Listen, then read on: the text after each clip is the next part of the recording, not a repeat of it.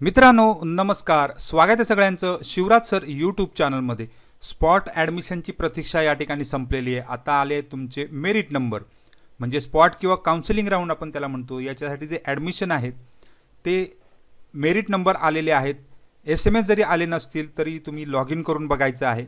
SMS लवकरच तुम्हाला प्राप्त होतील आणि त्याचं मेरिट नंबर तुम्हाला दिसणार आहे, ते याप्रमाणे दिसणार आहे। तर याची डिटेल आपण बघू, कशा प्रकारे बघायचे आपले मेरिट नंबर। तर जाऊ डायरेक्ट डिटेल व्हिडिओकडे। तोपर्यंत तुम्ही चॅनलवर नवीन असाल तर सबस्क्राइब करा, ऑल नोटिफिकेशनला क्लिक करा, म्हणजेच तुम्हाला सगळ्याच नोटिफिकेशन मिळत जातील। व्हिडिओ आवडल्यास लाईक शेअर कमेंट करायला विसरू नका। रोजच्या अपडेटसाठी तुम्ही टेलिग्राम आणि व्हॉट्सअप चॅनलला जॉईन करू शकता, सगळ्या लिंक खाली डिस्क्रिप्शनमध्ये। तर मित्रांनो, आज सकाळपासूनच तुम्हाला मेरिट नंबर दिसायला सुरुवात झाली, साधारण 10 वाजता अपडेट केलेले आहेत। तर या ठिकाणी तुम्ही जे काही कॉलेज ॲड केले, ते ITI कॉलेज ॲड केलेले होते, त्यानुसार त्या कॉलेजचा तुम्हाला मेरिट नंबर दिसतो आहे। आता इथे बघा, तर मुंबई 11 मध्ये या विद्यार्थ्याचा 200 मेरिट नंबर आहे। साधारण 746 जागा आहेत, त्यामुळे इथे त्याला 100% ॲडमिशन मिळणार। कधी हजर राहायचं आहे तर 25 तारीख 8 वाजता असं म्हटलेलं आहे।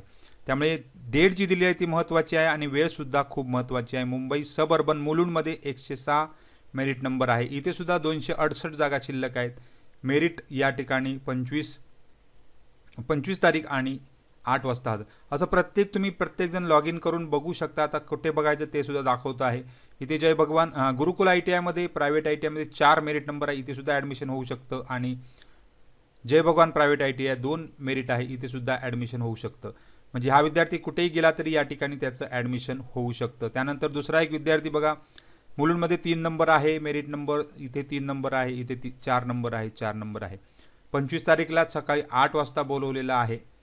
इथे बघा तारीख बदललेली आहे। इथे या विद्यार्थ्याचा मेरिट नंबर तुम्हाला जो आहे तो मुंबई 11ला 544 दिसतो आहे आणि 26 तारीख 8 वाजता बोलवलं आहे। म्हणजे 500 पर्यंत विद्यार्थी हे 25 तारीखला संपवले जातील आणि 26 तारीखला 8 वाजता यांना बोलवलेलं आहे। तर अशा प्रकारे तुम्ही चेक करायचं आहे। कसं चेक करायचं ते आता बघू। तर तुम्हाला सुरुवातीला लॉग इन करून घ्यायचं आहे। लॉग इन करण्यासाठी वेबसाईट खाली दिली आहे, त्याच्यावर डायरेक्ट तुम्हाला लिंक मिळून जाईल। लिंकमध्ये तुम्ही तुमचा इथे या ठिकाणी रजिस्टर कॅन्डिडेट लॉग इनमध्ये 3 लाईन दिसत आहेत। या ठिकाणी रजिस्टर कॅन्डिडेट लॉग इनमध्ये तुमचा रजिस्ट्रेशन नंबर आणि तुमचा जो काही रजिस्ट्रेशन नंबर आहे आणि तुमचा पासवर्ड आहे तो या ठिकाणी एंटर करा आणि हा कॅप्चा एंटर करा। इथे जो कॅप्चा एंटर केल्यानंतर आता बरेच जण पासवर्ड सुद्धा विसरलेले असतात, तर खाली एक लिंक अजून दिलेली आहे फॉरगॉट पासवर्ड। या फॉरगॉट पासवर्डवर सुद्धा तुम्ही क्लिक करून जाऊ शकता। इथे आता लॉग इन करतोय आपण।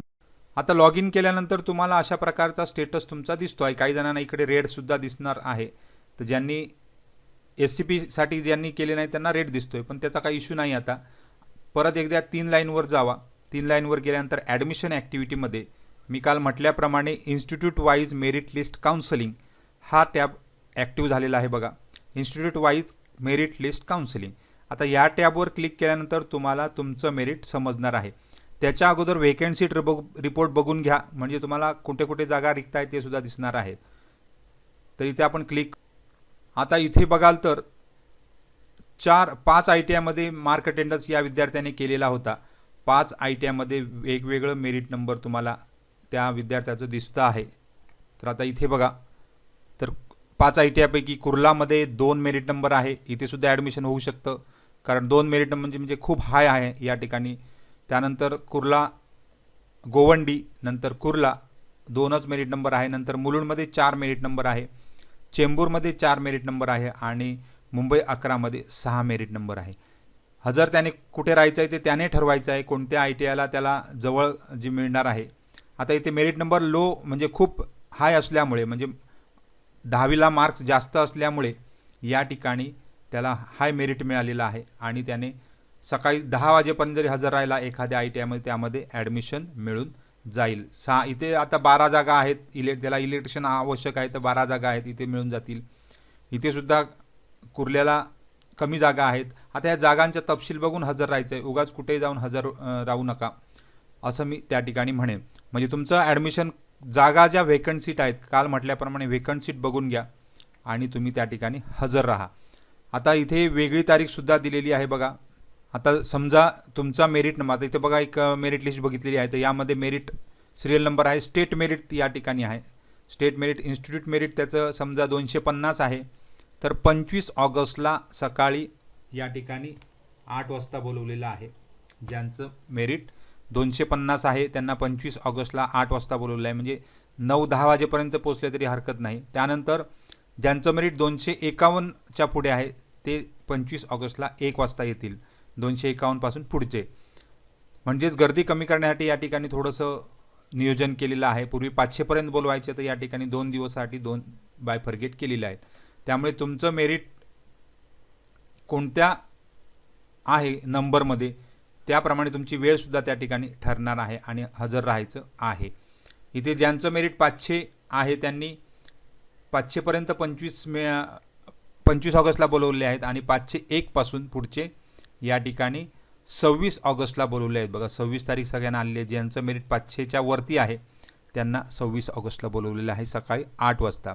त्यामुळे तुम्ही हजर राहता, कुठे हजर राहता ते तुम्हाला दोन्ही ITIमध्ये आता 25 आणि 26, ज्यांचं मेरिट दुसऱ्या एखाद्या ITIमध्ये जर कमी असेल तर दुसऱ्या ITIमध्ये दुसऱ्या दिवशी हजर राहू शकतो, काहीच प्रॉब्लेम नाही.